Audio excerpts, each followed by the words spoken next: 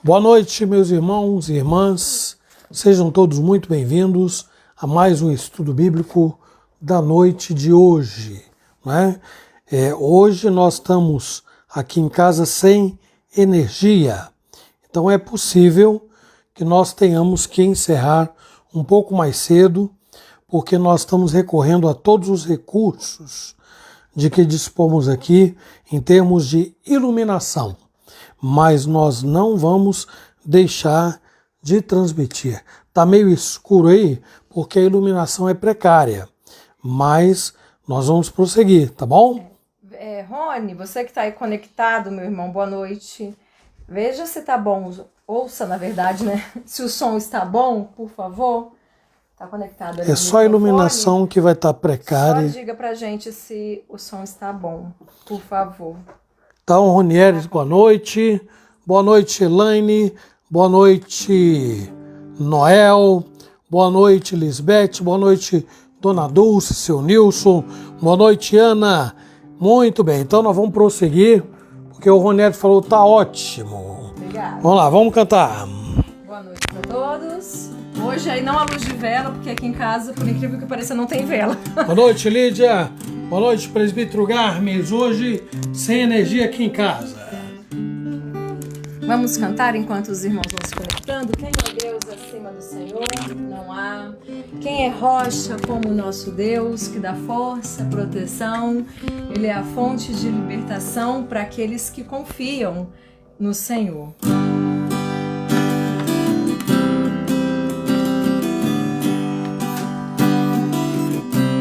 Vamos lá? Quem é Deus acima do Senhor? Não há. Quem é rocha como nosso Deus? É força e proteção.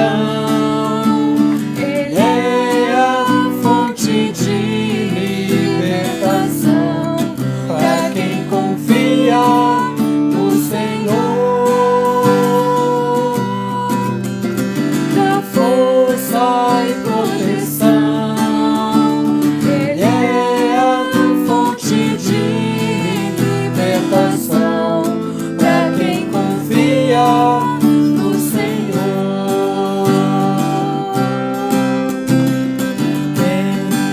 Quem é Deus? Quem é Deus acima do Senhor? Não há. Quem é rocha como nosso Deus? E treina pra lutar, e mostra onde devo eu andar. Glórias ao nome do Senhor. Me treina pra lutar, me mostra onde devo eu andar. Glórias ao nome do Senhor.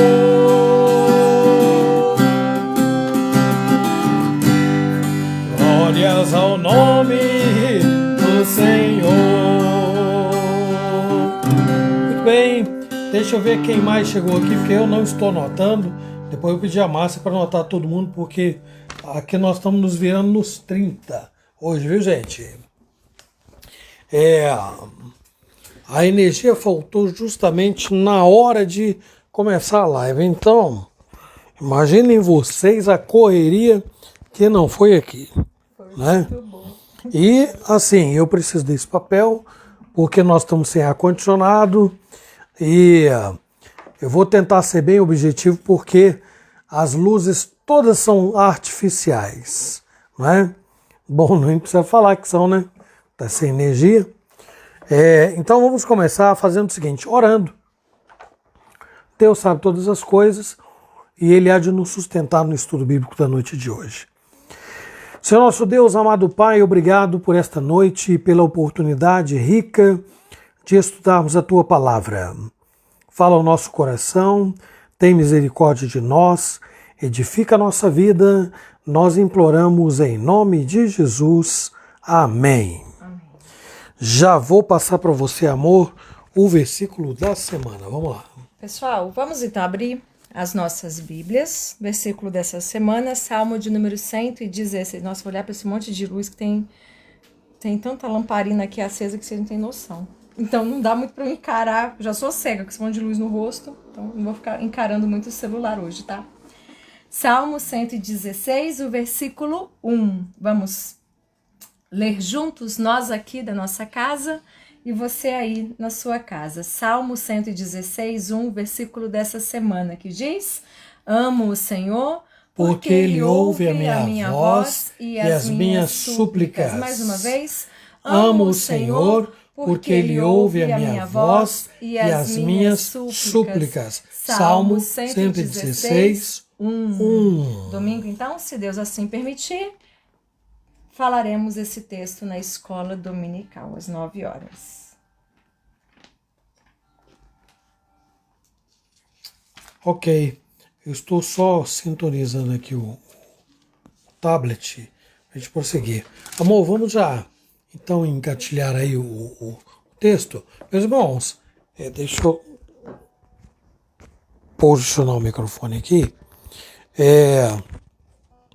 Há 2 semanas que nós suspendemos o tema que nós vimos abordando desde o final de janeiro, quando nós chegamos de férias. E hoje eu gostaria de retomar, porque nós já estamos aí, já passamos da metade do capítulo de Mateus, o capítulo 10. Então eu vou pedir a Márcia que leia para nós, porque a minha Bíblia está servindo de base para um dos nossos holofotes aqui hoje à noite. Então, amor, vamos lá. Mateus 10, de 23 a 33, por favor. Mateus 10, de 23 a 33. Misericórdia. Eu já sou cega com a luz normal, mas vamos lá. Quando, porém, vos perseguirem numa cidade, fugi para outra, porque em verdade vos digo que não acabareis de percorrer as cidades de Israel até que venha o Filho do Homem. O discípulo não está acima do seu mestre, nem o servo acima do seu senhor. Basta ao discípulo ser como o seu mestre e ao servo como o seu senhor. Se chamaram Beelzebu ao dono da casa, quanto mais aos seus domésticos? Portanto, não os temais, pois nada há encoberto que não venha a ser revelado, nem oculto que não venha a ser conhecido. O que vos digo às escuras, dizei-o à plena luz, e o que se vos diz ao ouvido, proclamai-o dos eirados. Não temais os que matam o corpo e não podem matar a alma. Temei antes aquele que pode fazer perecer no inferno tanto a alma como o corpo. Não se vendem 2 pardais por um asse, e nenhum deles cairá em terra sem o consentimento de vosso Pai. E quanto a vós outros, até os cabelos todos da cabeça são contados. Não temais, pois, bem mais valeis vós do que muitos pardais. Portanto, todo aquele que me confessar diante dos homens, também eu confessarei diante de meu Pai que está nos céus. Mas aquele que me negar diante dos homens, também eu o negarei diante de meu Pai que está nos céus. Ok, fica tranquilo porque ele está meio lento assim. Aí você vai anotando por aqui por enquanto, tá bom? Meus irmãos, hoje nós vamos retomar então o nosso estudo sobre perseverança, depois dessa pausa que nós demos aí, não é? E vocês devem estar lembrados que todos nós somos insistentes, não é? Em muitas coisas, mesmo que seja em não fazer nada. Tem gente que insiste em não fazer nada, né? Pode parecer meio estranho, mas eu creio que isso nos permite dizer que há pessoas que perseveram em não fazer nada. Eu me refiro àquelas que são acomodadas, que não têm iniciativa, que são indiferentes com o que pode estar acontecendo. O mundo pode estar desabando, são que nem Jonas, lá no navio, né? o navio sendo jogado de um lado para o outro, e Jonas dormia tranquilamente, porque ele devia, né? Bom, então, tem gente que persevera em não fazer nada. O mundo está desabando e está aí, né? Então há pessoas que acham que não devem se envolver, vai dar trabalho, e de fato, às vezes dá mesmo, né? É mais ou menos isso, quando eu digo que há pessoas que são mestres em perseverar e não fazer nada. Bom, até aqui nós já fomos enfáticos em afirmar que a perseverança em destaque não tem a ver com obras humanas, e por isso essa perseverança é incapaz de salvar quem quer que seja. Vou só abrir um parênteses para dizer que aqui no nosso quarto está a Lolô, a Caris e a Lilica. E elas, então não sei o que está acontecendo lá do outro lado, está tudo escuro. Elas vão nos ajudar, porque senão vai ficar difícil eu me concentrar aqui, né? Ok? Obrigado, eu não estou vendo nenhuma de vocês, só sombra. Ó, então vamos lá. Bom, deixa eu voltar aqui, porque aí voltar o parágrafo aqui, né? Nós fomos enfáticos em afirmar que a perseverança que nós estamos destacando no nosso estudo não tem a ver com obras humanas. Por isto, esta perseverança é incapaz de salvar quem quer que seja. Isso ficou bem evidente no versículo 22, onde Cristo disse: aquele, porém, que perseverar até o fim, esse será salvo. Então nós procuramos mostrar que a perseverança em questão é aquela experimentada em meio a perseguições e sofrimentos por causa do Evangelho. E aí, então, o que muda aí é a causa e o resultado dessa perseverança, né? Então, a causa é o Evangelho e o resultado da perseverança no Evangelho é ser salvo. Então eu creio que isto ficou muito claro, e este é um dos assuntos mais urgentes para os cristãos que estão vendo hoje com alguma dificuldade em perseverar em coisas assim muito menores, de muito menor desafio, como, por exemplo, frequentar uma igreja. Tem gente que tem uma dificuldade para perseverar em estar na igreja. Para um pouquinho. E frequentar a igreja não salva ninguém.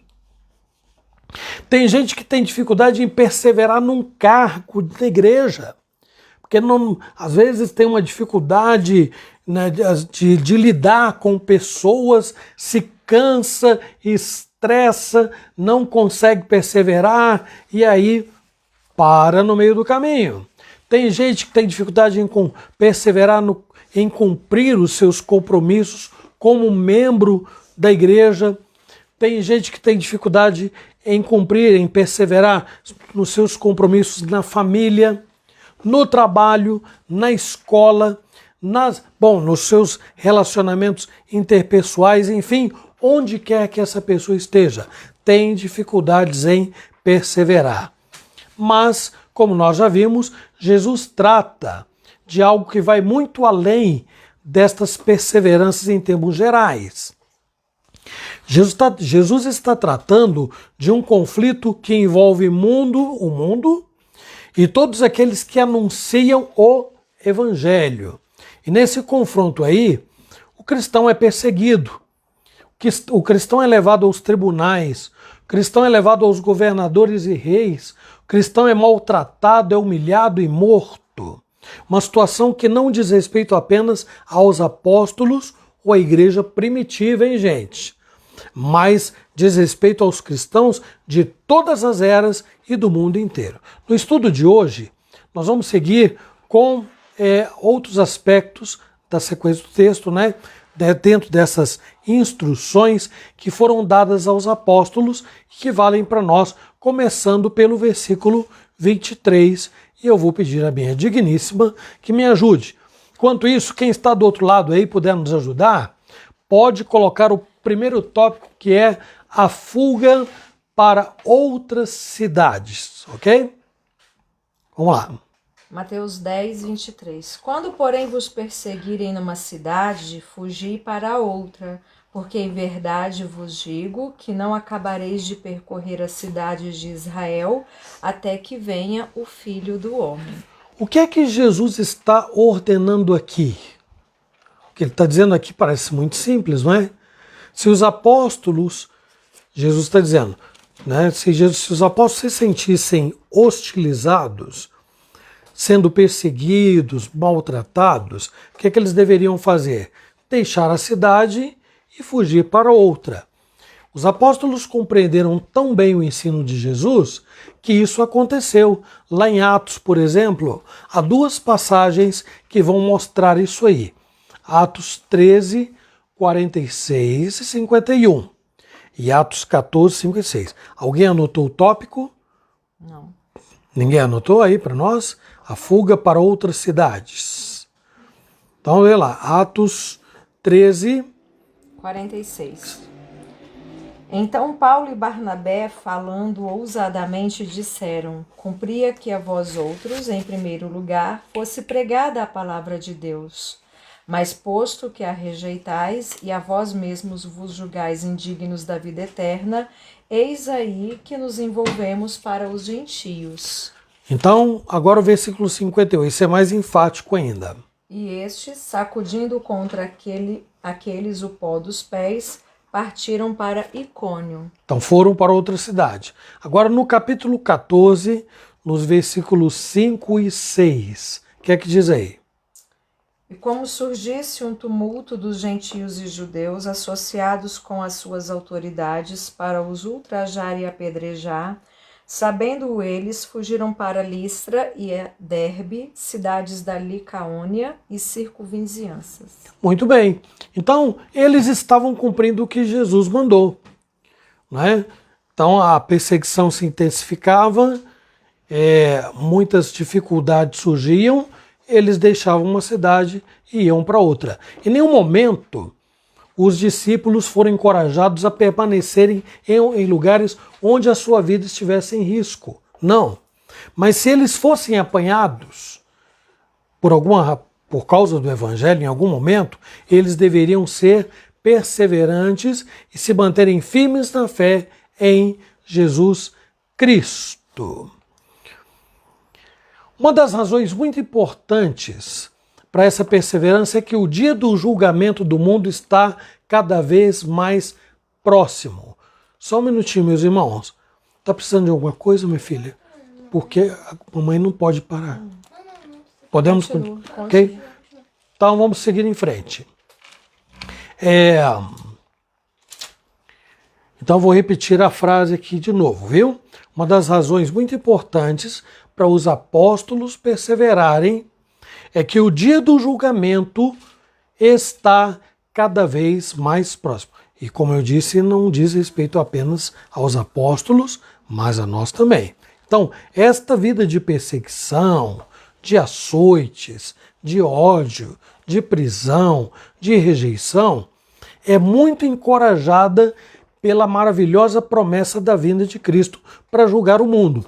Vamos ver o que diz aí em 1 Tessalonicenses, capítulo 5, de 1 a 3. Irmãos, relativamente aos tempos e às épocas, não há necessidade de que eu vos escreva, pois vós mesmos estáis inteirados com precisão de que o dia do Senhor vem como ladrão de noite.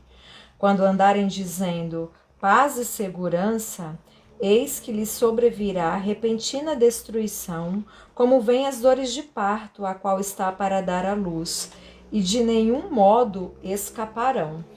Paulo está dizendo assim, o mundo vai estar numa boa. Todo mundo assim achando que está tudo ok, está tudo bem.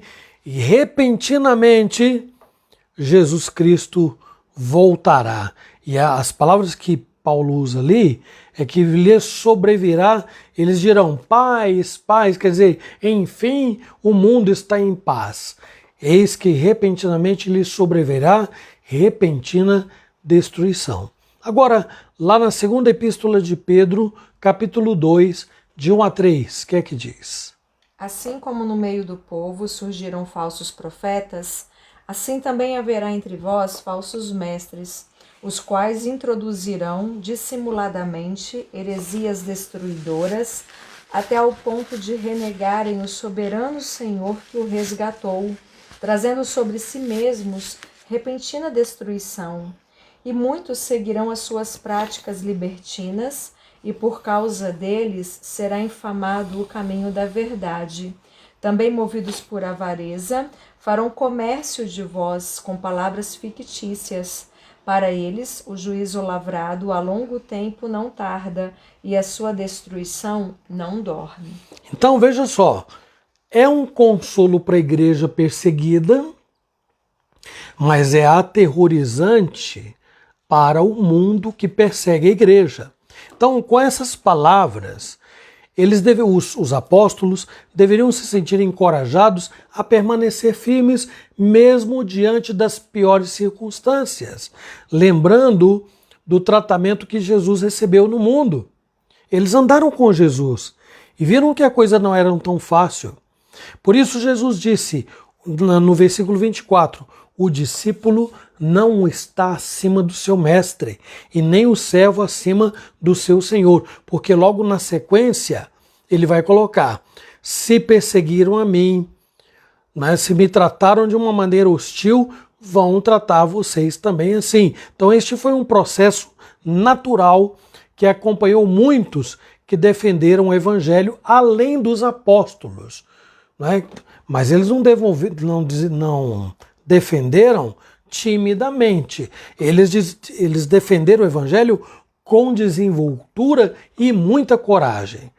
Trazendo essa realidade para os nossos dias, né, para o contexto em que nós estamos vivendo, eu sei, meus irmãos, que é muito improvável falar de um cristão aqui ou ali deixando uma cidade e fugindo para outra por causa de alguma perseguição relacionada ao evangelho.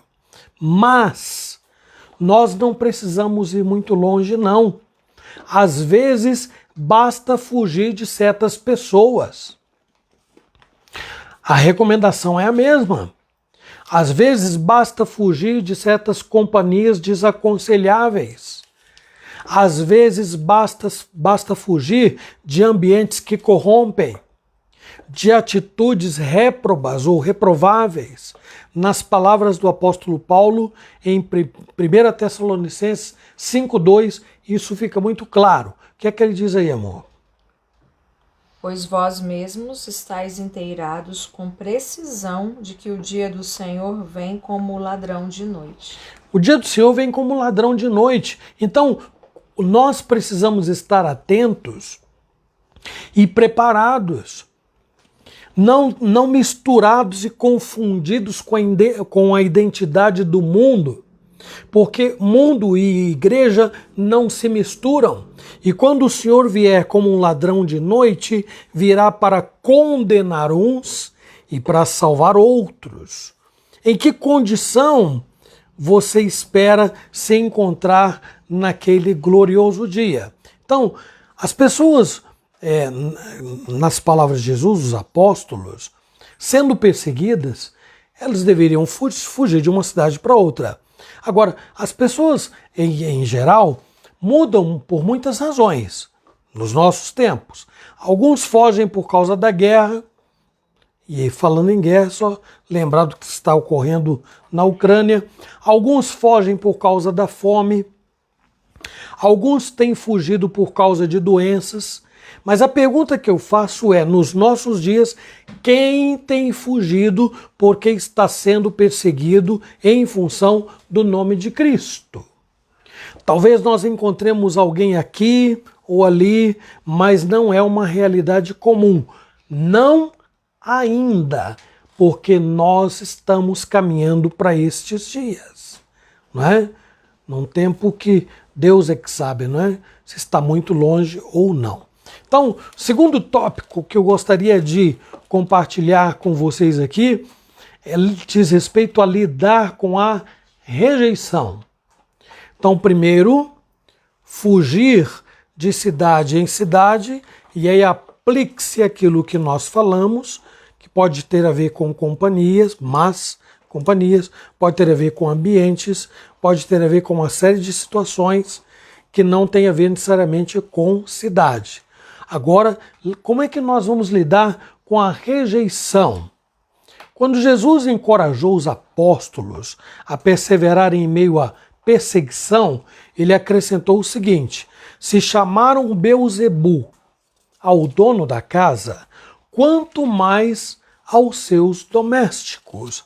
Isso está registrado em Mateus 12, 24, Marcos 3, 22 e Lucas 11, 15. Se você tem energia na sua casa e pode nos ajudar, escreva. A Lídia ela colocou o primeiro ponto, você já entrou no segundo, né? Obrigado, Lídia. Então, o segundo ponto diz respeito, vou repetir, a lidar com a rejeição, tá?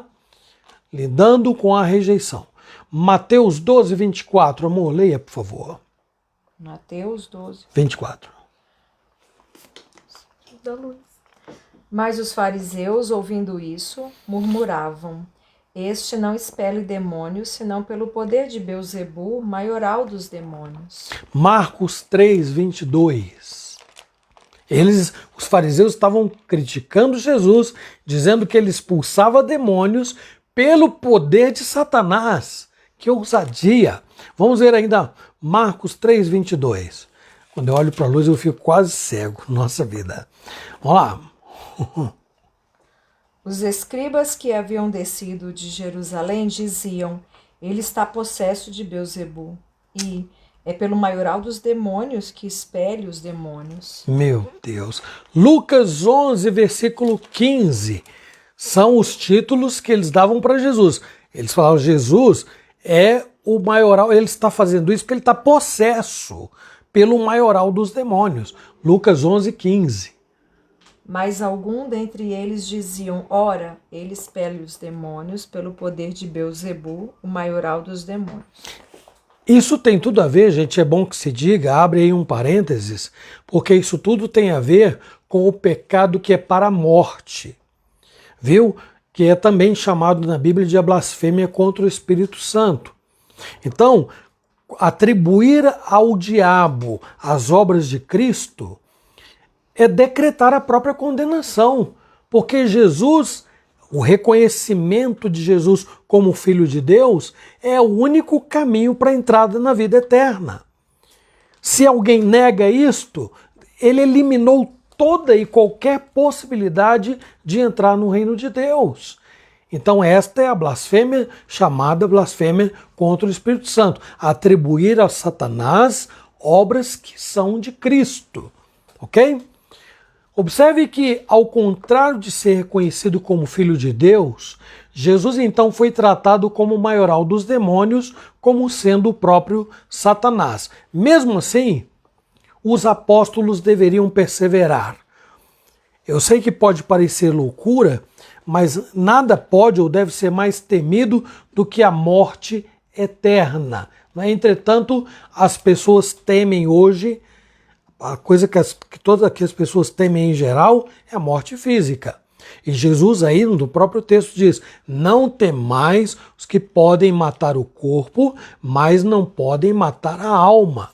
Temei antes o que pode fazer perecer no inferno tanto o corpo quanto a alma. Então Jesus disse isso de um modo bem claro no versículo 28, né, amor? Leia aí. É o que você falou.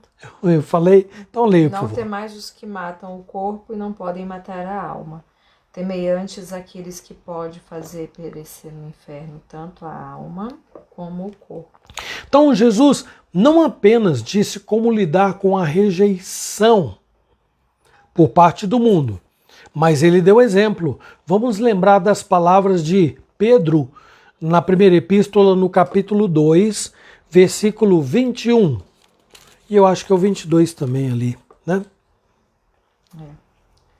Porquanto para isto mesmo fostes chamados, pois que também Cristo sofreu em vosso lugar, deixando-vos exemplo para seguirdes os seus passos, o qual não cometeu pecado, nem dolo algum se achou em sua boca.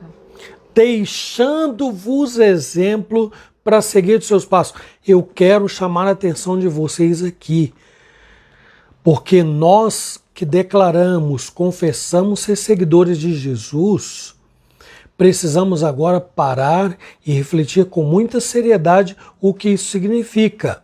Então, entre temer o que as pessoas podem fazer e o que Deus fará com os que zombam dele e o negam, eu acho que a gente não tem muito a dizer aqui não é? Qualquer um de nós vai ter a resposta. Mas observe, meus irmãos, como muitos que estão na igreja, que confessam ser cristãos, seguidores de Cristo, estão se comportando no que se refere a enfrentar a rejeição do mundo. O tempo está passando e a cada dia todo ser humano está mais próximo de estar frente a frente com Deus. E diante desta realidade, muitos cristãos, ou muitos que confessam ser cristãos, caminham intimidados, preocupados com a rejeição que estão sofrendo do mundo. Não querem sofrer rejeição do mundo. Mas vejam, se aproxima o dia em que cada um estará frente a frente com Deus. E é nisto que nós precisamos pensar. Vamos ver aí os versículos 31 a 33 do texto de Mateus 10. Não temais, pois, bem mais valeis vós do que muitos pardais. Portanto, todo aquele que me confessar diante dos homens, também eu o confessarei diante de meu Pai que está nos céus. Mas aquele que me negar diante dos homens, também eu o negarei diante de meu Pai que está nos céus. Isso é muito sério. Aquele que me confessar diante dos homens, Jesus diz, eu também o confessarei diante do meu Pai. Mas aquele que me negar diante dos homens, eu também o negarei diante do meu Pai que está nos céus. Vejam, meus irmãos, é muito comum nós, seres humanos, nos encorajarmos a muitas coisas. Persevera, um pai recomenda um filho a perseverar. Em muitas coisas que são desta vida, são terrenas, elas passam, não é?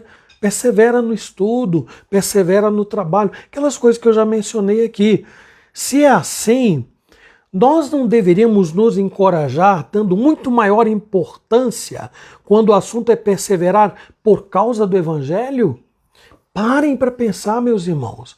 Perseverar por aquilo que passa é incomparavelmente menor do que perseverar naquilo que é eterno. Quando a eternidade e a salvação estão em xeque, aí que nós devemos insistir. Persevere, não falhe, não desista, não desanime, não abaixe a cabeça, siga em frente. Mesmo que o mundo te rejeite, ainda que você fique sozinho no meio da multidão, olhe para Deus, porque Deus e você constituem maioria, ainda que o mundo todo vire as costas para você. Então, como nós já dissemos em outra ocasião, via de regra, não é fácil lidar com a rejeição, não. Por exemplo, pense numa vaga de emprego que poderia ser sua e foi dada para outro. Pense. Pense numa pessoa que o atraiu, né? Um rapaz, uma moça, né? Você se sentiu aí atraído, mas essa paixão não foi retribuída. É legal? Não. Tem gente que fica sem comer, sem dormir por causa desse tipo de rejeição. Pense em colegas que fazem as suas escolhas e deixam você de fora. Isso acontece no trabalho, as panelinhas do trabalho, acontece na igreja, isso acontece na escola. De vez em quando as meninas reclamam, as meninas que eu falo assim, tem época, né? Que isso é mais enfático e época que é menos enfático. Elas escolheram lá, me deixaram de lado, etc. E eu digo, não se preocupe. Não se preocupe. Você tem valor. Você tem uma família que te ama. E você é importante, independente de como as pessoas lá de fora tratam você. Esteja preparado para enfrentar a rejeição. Quantos pais rejeitam filhos e quantos filhos rejeitam pais? Todas essas situações são muito comuns e são também muito dolorosas. Elas podem nos fazer sentir feios, sujos, ignorantes, e isso pode causar problemas ainda muito mais sérios, como a autoestima, por exemplo, que em vez de ser alto fica baixa, né? Fulano tem uma baixa estima, uma autoestima muito baixa, né? É o que acontece com muita gente. Por quê? Porque não se sente aceita pelo meio. Pode provocar um tipo de depressão na pessoa rejeitada ou coisa muito pior. Nós precisamos estar preparados para muitas dessas situações quando nós formos rejeitados por causa do Evangelho. Nós temos que estar preparados. Jesus disse que é preciso estar preparado para esse tipo de situação quando ela vier a ocorrer, e ela irá ocorrer. Já ocorreu, está ocorrendo e vai continuar acontecendo. O problema é quando a igreja, para não sofrer a rejeição, ela se aproxima do mundo e se torna parecida com ele. Aí ela está também chamando para si a mesma condenação que recairá sobre o mundo. Então, quando o assunto é ser rejeitado por causa do Evangelho, observe qual é a recomendação que a Bíblia nos dá, lá em Mateus 5, 11 e 12. Ouçam. Bem-aventurados sois quando por minha causa vos injuriarem e vos perseguirem e mentindo disserem todo mal contra vós.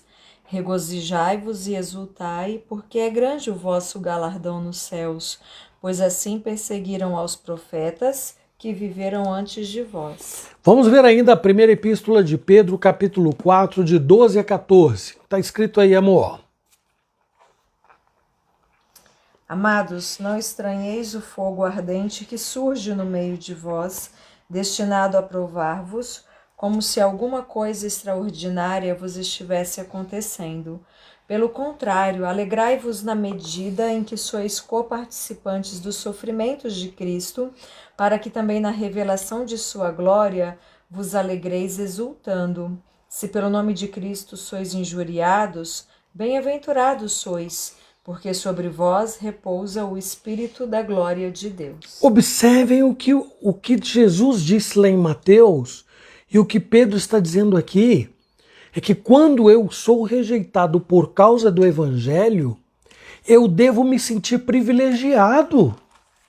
Se o mundo me odeia, isto é um excelente sinal.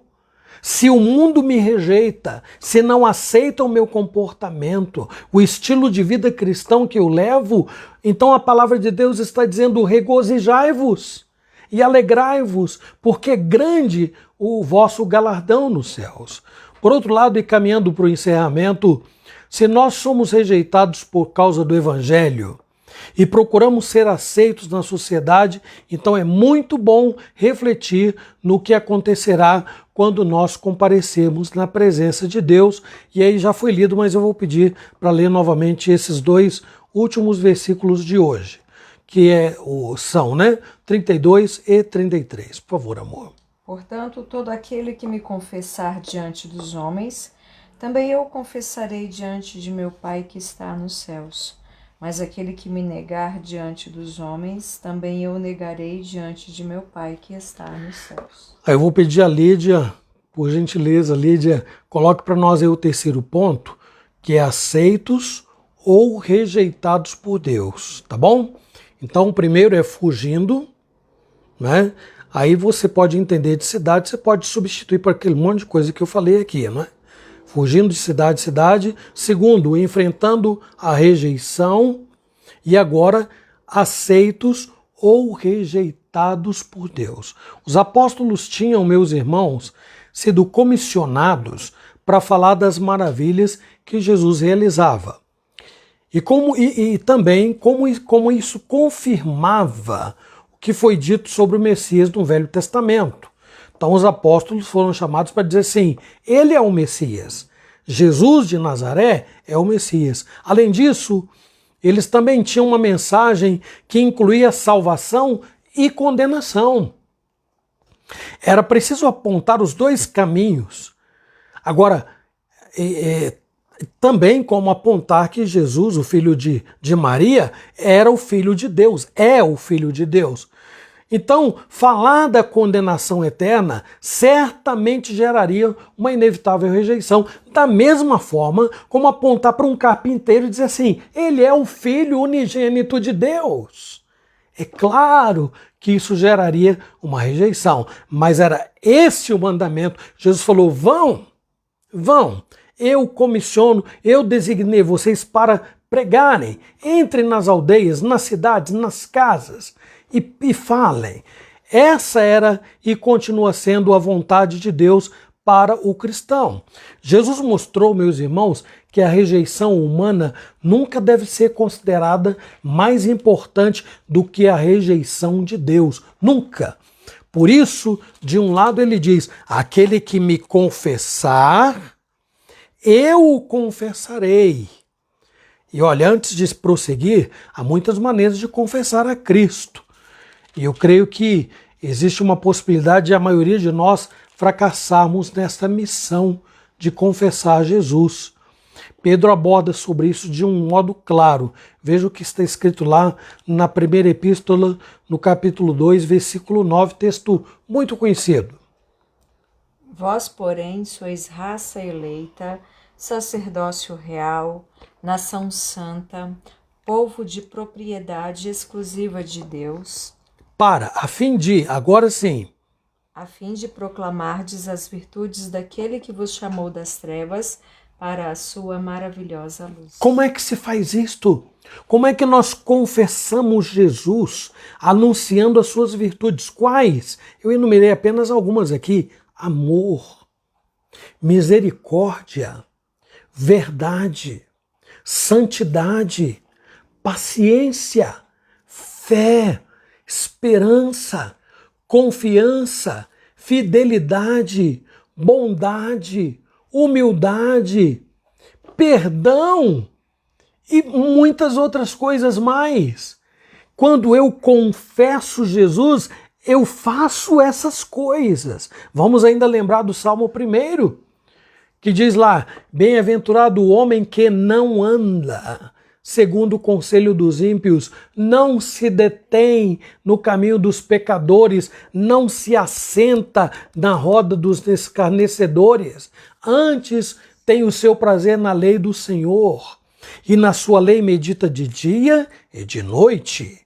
Ele será como árvore plantada junto à corrente de águas ou a ribeiro de águas, a qual dá o seu fruto na estação própria e cuja folhagem não murcha. Os ímpios não são assim. São como a palha que o vento dispersa.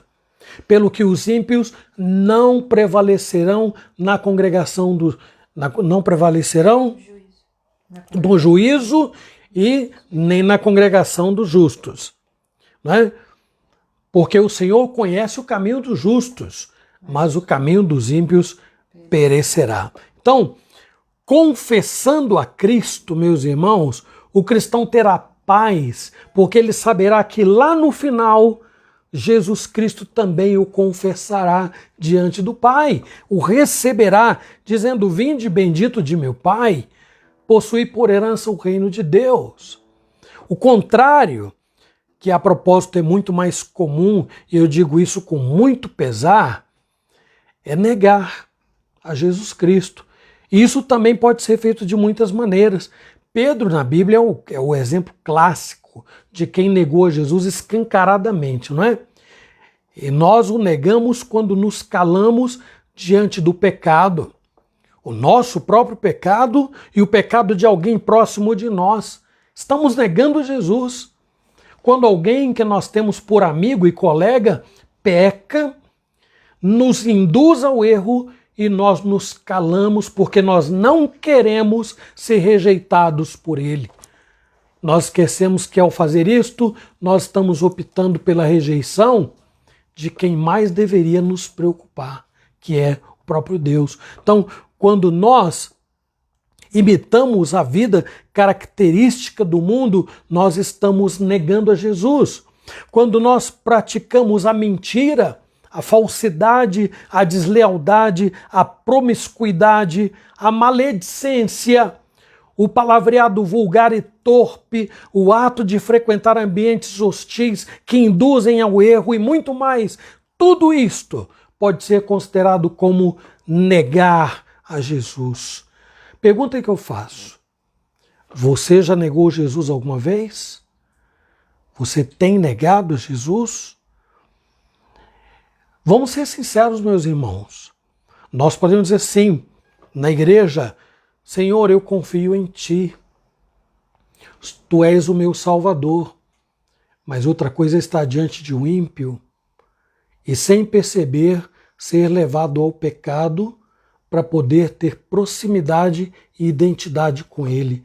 É virar as costas para Deus, ser rejeitado por Deus para ser aceito pelo mundo.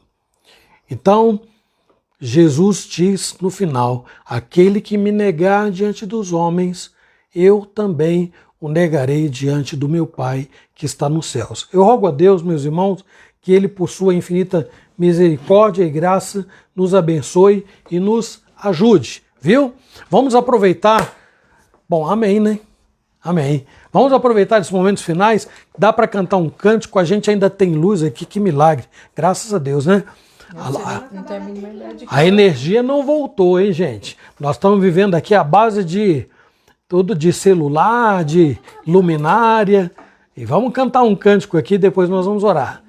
Tá bom? Vamos lá. Qual cântico, amor, que vai ser aí? Bem-aventurado o homem que não anda. Salmo 1. Salmo 1, vamos lá. Bem-aventurado o homem que não anda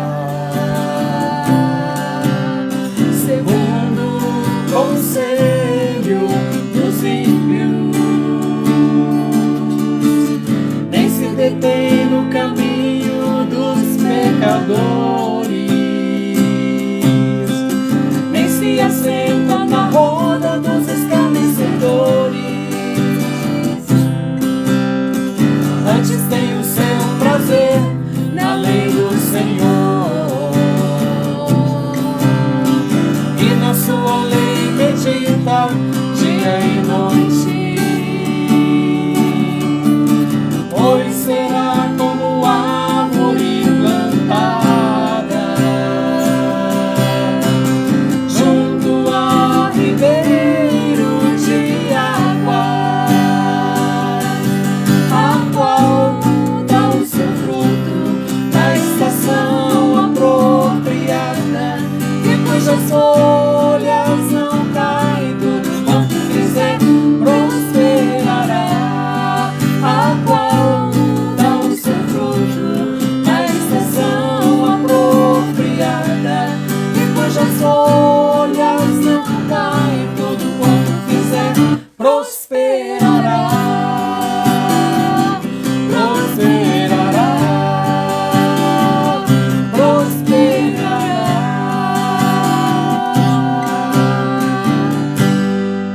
Muito bem, vamos orar e depois estarei me despedindo de vocês. Hoje terminando mais cedo, que legal, né? Eu acho que não tá tão muito cedo, eu tô sem relógio. Ah, tá um pouco sim. Mas, 8h20. então lá, vamos orar e depois vamos despedir de vocês. Lembrando o seguinte, viu? Que é o pessoal aqui da Igreja Aliança, hein? Convocação, gente! Assembleia Geral Extraordinária, domingo, 7h. Nós vamos deliberar sobre a casa pastoral. Vocês, igreja, vão decidir se nós compramos ou não uma casa que será apresentada para vocês na Assembleia de domingo às 19h. Para isso você tem que chegar mais cedo. O culto seguirá normal, com uma liturgia mais reduzida, e em seguida nós faremos a Assembleia com os irmãos estiverem presentes, tá bom? Mesmo que você não seja membro, eu já disse, é bom que você esteja e aprenda na prática como funciona a Igreja Presbiteriana do Brasil, tá bom? Vamos orar nesse momento, amor. Antes de orar, então, tem outra convocação. Domingo, após a escola dominical, nós temos aí o compromisso, Igreja Aliança, né? de fazermos o evangelismo. O reverendo Jair já providenciou para a gente o material, já está lá na igreja, o Estevão está fazendo aí uma arte para a gente colocar dentro, né? Acho que são cada dia, se eu não me engano, ou o cenáculo, um dos dois, não vou me lembrar muito bem. Mas enfim, é a palavra de Deus ali que será distribuída para os nossos vizinhos ali ao redor da igreja. E todos, né, aí estão convocados, Igreja Presbiteriana Aliança, domingo após a escola dominical, então nós vamos fazer ali a distribuição, né, quem vai para o norte, sul, leste, oeste, para as ruas ali, e vamos estar ali fazendo esse trabalho de evangelismo. E quem não é da aliança, o que pode fazer? Olha, quem mora perto, vá. Não, quem está longe. E quem mora longe, ora por esse trabalho. Ora pela Assembleia.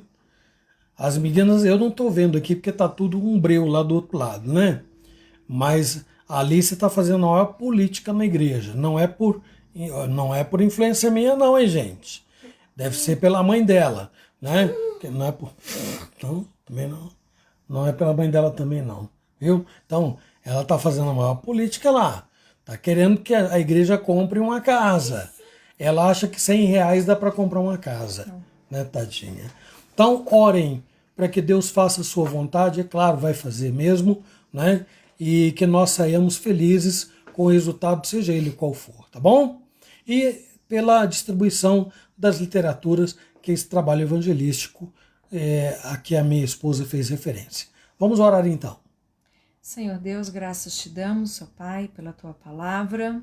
Deus, palavra que nos ensina, ó Deus amado, e nos mostra como ter uma vida, Deus, que agrada ao Senhor. Nos ajude a perseverar, Senhor, na tua palavra, seguindo aí os teus preceitos, ó Deus, vivendo uma vida que agrade ao Senhor, buscando, Deus, ser a luz para este mundo, mostrando com a nossa vida, com a maneira como vivemos, ó Deus, a perseverar, mesmo que percamos amigos, mesmo que percamos a aprovação do mundo, mas que sejamos aprovados pelo Senhor, e isso realmente é o que mais importa. Nos ajude a perseverar nisso, Senhor Deus.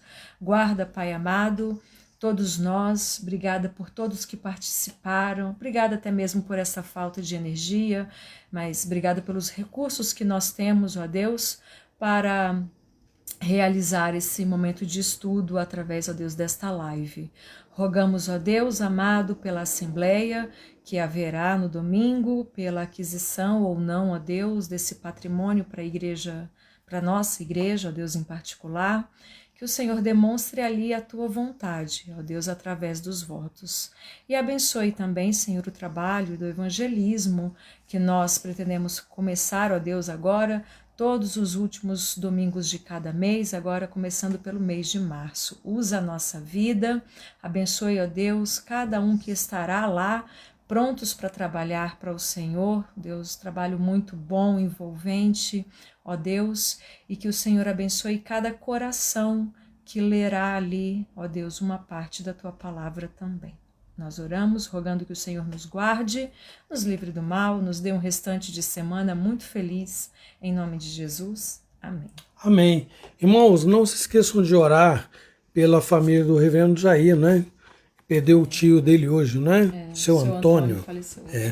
Bom, então eu quero me despedir aqui. Eu estou conseguindo enxergar, ai que legal. Eu escrevi grande, né? Então, Roniedes, boa noite ao Roniedes, boa noite Elaine, Noel, Sidoca, Lisbeth, Ariane, Dona Dulce, seu Nilson, a Ana e o Ismael, Gabi, Dona Zilda, Loide, Dona Maria Xavier, Presbítero Games e Lídia, Dona Luzia, Neire, Dona Irene e a Yara, Celso e Dona Cida, Luciana, Edgar, Lucas, Lívia, Joaninha e Lafayette, Vanessa Teles, Claudemir, Jean e Edna, Dona Maria de Jesus, Nair e João Costa, Dolorinha, Diácono Sebastião, Nadime Brizola, isso mesmo? Ana Albertina, Mirtes, é porque a letra aqui ficou meio... na minha visão que eu vejo a luz e ela pisca para mim na folha. Mirtes, Renata Cardoso, Silvana Batista, Paulo Sérgio Tavares, tem gente nova aqui, hein?